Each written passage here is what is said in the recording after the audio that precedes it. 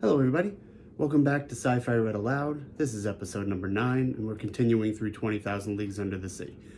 We're going to start chapter 6 today. We'll probably make it about halfway through, and then we'll finish chapter 6 for our last episode of the week tomorrow. So, I hope you enjoy. Chapter 6, At Full Steam. At this cry, the whole ship's crew hurried toward the harpooner. Commander, officers, masters, sailors, cabin boys, even the engineers left their engines and their stokers their furnaces. The order to stop her had been given, and the frigate now simply went on by her own momentum. The darkness was then profound, and however good the Canadian's eyes were, I asked myself how he had managed to see, and what he had been able to see. My heart beat as if it would break. But Ned Land was not mistaken, and we all perceived the object he pointed to.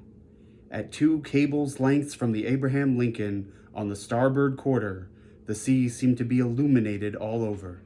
It was not a mere phosphoric phenomenon. The monster emerged some fathoms from the water, and then threw out that very intense but inexplicable light mentioned in the report of several captains. This magnificent irradiation must have been produced by an agent of great shining power.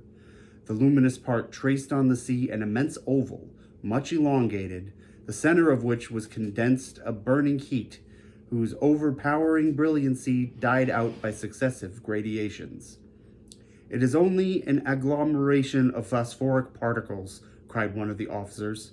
"No, sir, certainly not," I replied. Never did the Pholades or Salpe produce such a powerful light. Their brightness is of an essentially electrical nature. Besides, see, it moves. It is moving forward, backward.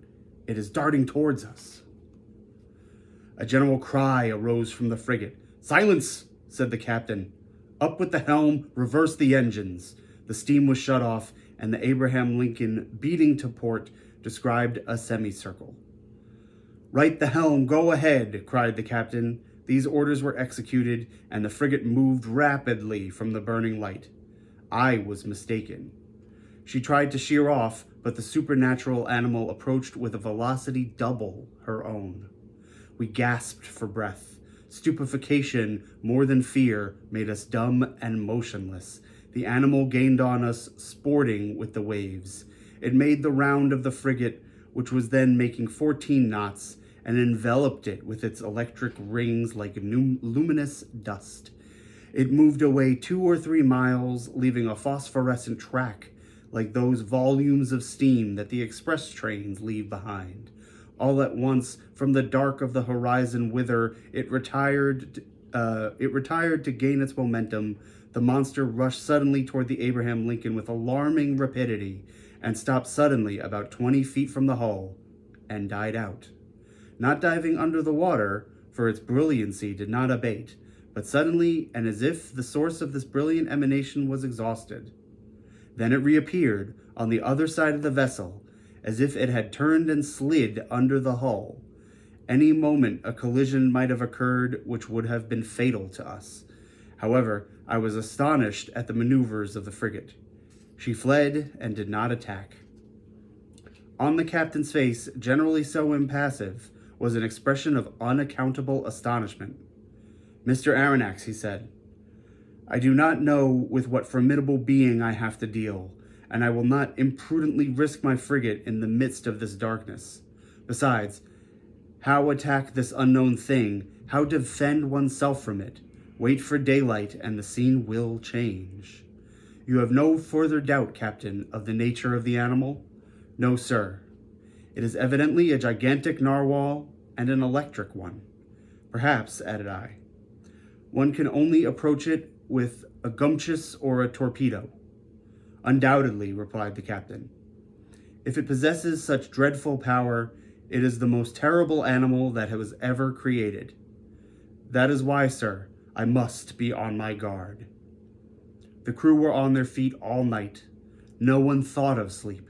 The Abraham Lincoln, not being able to struggle with such velocity, had moderated its pace and sailed at half speed. For its part, the narwhal, imitating the frigate, let the waves rocket at will, and seemed decided not to leave the scene of the struggle. Toward midnight, however, it disappeared, or to use a more appropriate term, it died out like a large glowworm. Had it fled? One could only fear, not hope it.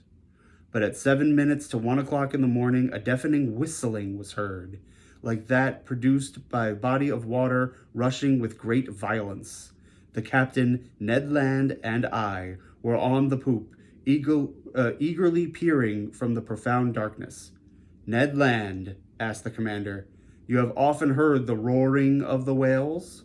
"Often, sir, but never such whales, the sight of which brought me in $2,000. If I can only approach within 4 harpoons' length of it." "But to approach it," said the commander, "I ought to put a whaler at your disposal?" "Certainly, sir." "That will be trifling with the lives of my men." "And mine too," said the harpooner. Toward 2 o'clock in the morning, the burning light reappeared, not less intense, about 5 miles to windward of the Abraham Lincoln. Notwithstanding the distance and the noise of the wind and the sea, one heard distinctly the loud strokes of the animal's tail, and even its panting breath. It seemed that, at the moment that the enormous narwhal had come to take breath at the surface of the water, the air was engulfed in its lungs like the steam in the vast cylinders of a machine of a 2,000 horsepower. Thought I. A whale with the strength of a cavalry regiment would be a pretty whale. We were on the qui-vive that night and prepared for the combat. The fishing implements were laid along the hammock nettings. The second lieutenant loaded the blunderbusses, which could throw harpoons to the distance of a mile, and long duck guns with explosive bullets, which inflicted mortal wounds even to the most terrible animals. Ned Land contented himself with sharpening his harpoon, a terrible weapon in his hands. At 6 o'clock, day began to break, and with the first glimmer of light, the electric light of the narwhal disappeared. At 7 o'clock, the day was sufficiently advanced, but a very thick sea fog obscured our view, and the best spyglasses could not pierce it. That caused disappointment and anger. I climbed the mizzen mast. Some officers were already perched at the mast heads. At 8 o'clock, the fog lay heavy on the waves, and its thick scrolls rose little by little. The horizon grew wider and clearer at the same time. Suddenly, just as on the day before, Ned Land's voice was heard. "The thing itself on the port quarter!" cried the harpooner. Every eye was turned toward the point indicated. There, 1.5 miles from the frigate, a long blackish body emerged a yard above the waves. Its tail, violently agitated, produced a considerable eddy. Never did a caudal appendage beat the sea with such violence. An immense track of a dazzling whiteness marked the passage of the animal, and I described a long curve. The frigate approached the cetacean. I examined it thoroughly. The reports of the Shannon and of the Helvetia had rather exaggerated its size, and I estimated its length at only 250 feet. As to its dimensions, I can only conjecture them to be admirably proportioned.